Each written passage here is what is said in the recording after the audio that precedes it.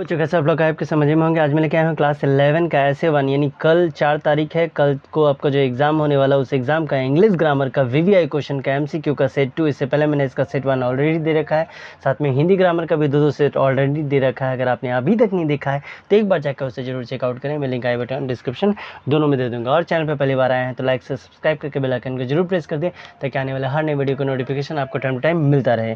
तो चलिए शुरू करते हैं। पहला सेट में हम लोग 20 क्वेश्चन देखे थे, आज 20 के बाद देखेंगे, लेकिन नंबर जो रहेगा वो 1 से ही शुरू होगा।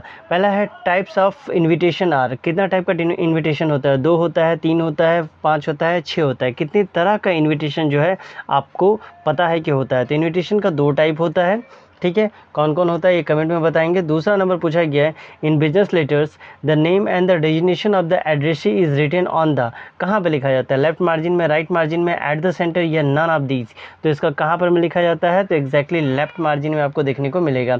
इसके बाद 3 नंबर में पूछा गया है, articles are not meant for. किसके लिए नहीं है? न्यूज़पेपर के लिए, मैगजीन के लिए, या लॉ बुक्स के लिए, या जर्नल्स के लिए।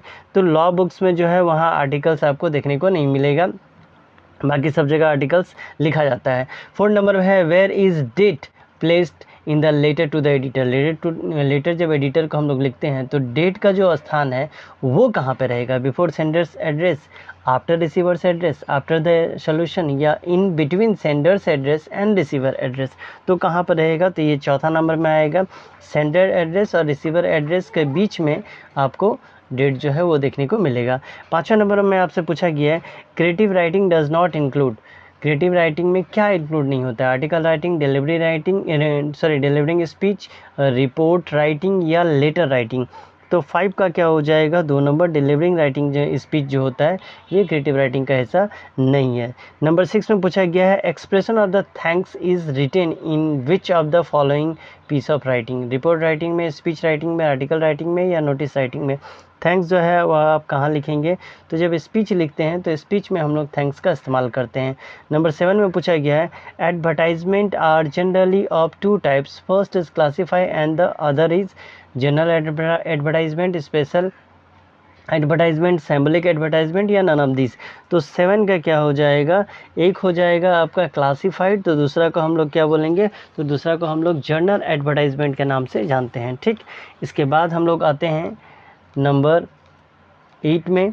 8 में आपसे पूछा जा रहा है, सिचुएशन वैकेंट कॉलम जो है ये एन छूट गया है, are printed in.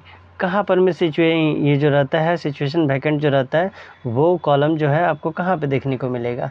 General advertisement में, स्पेशल एडवर्टाइजमेंट में, क्लासीफाइड में, या नन ऑफ दिस। तो ये कहाँ पे रहता है? तो क्लासीफाइड में जनरली सिचुएशन वैकेंट यानी जॉब वगैरह से रिलेटेड या इस तरह का कोई कराता है तो वहाँ पे देखने को मिल जाएगा। 9 नंबर में पूछा गया है, notice for the school and college contain certain announcement to principal head में, यहाँ हेड हो जाएगा, हेड मास्टर, स्टूडेंट्स, या प्यून।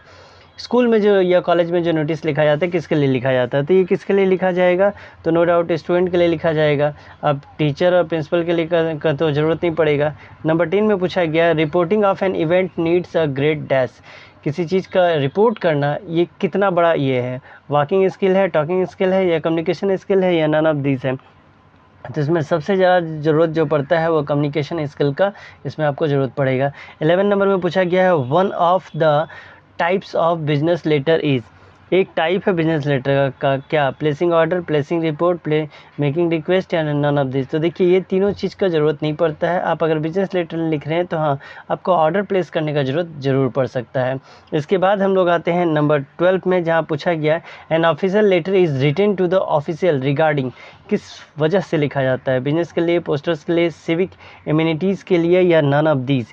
तो इसका क्या हो जाएगा? सिविक एमिनिटीज़ के लिए। जो ऑफिसर्स हैं उनको हम किस लिए लेटर लिखेंगे? तो बिजनेस के लिए तो लिख नहीं सकते हैं, तो किसी तरह का प्रॉब्लम के लिए लिखेंगे।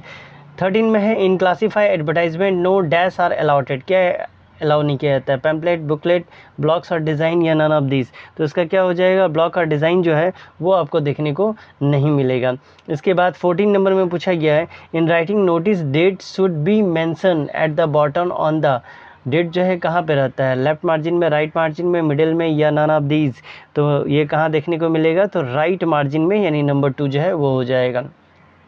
हिंदी का भी वीडियो ऑलरेडी डाला हुआ है, अगर नहीं देखे हैं तो एक बार जाकर उससे ज़रूर चेकआउट करेंगे। 15 नंबर में दिया गया dash are designs are features for the good posters. तो क्या डिज़ाइन जो है वो गुड पोस्टर का एग्जाम्पल हो सकता है? बैड, हैंडमेड, स्ट्राइकिंग या नन ऑफ दीज। तो इसका क्या हो जाएगा? स्ट्राइकिंग। पोस्टर ऐसा होना चाहिए जो देख करके लोग एक बार रुक के उसको पढ़ना जरूर चाहें। 16 नंबर में पूछा गया while writing articles the composition of articles should be.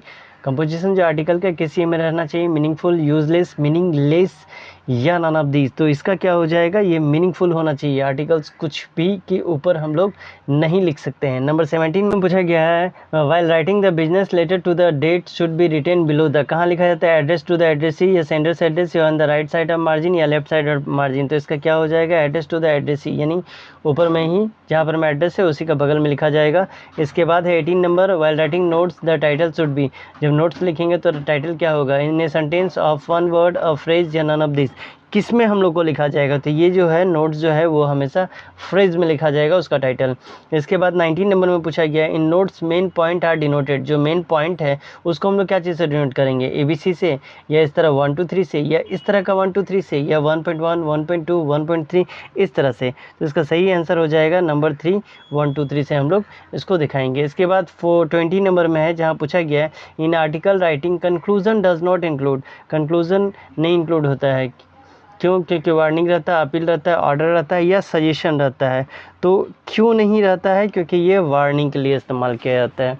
ठीक, तो ये था आपका इंग्लिश ग्रामर का सेट 2 जो कल जो एग्ज़ाम होगा उस एग्ज़ाम में आपका ज़रूर आएगा। मिलते हैं अगले वीडियो में, तब तक के लिए bye bye, take care and all the best for your exam.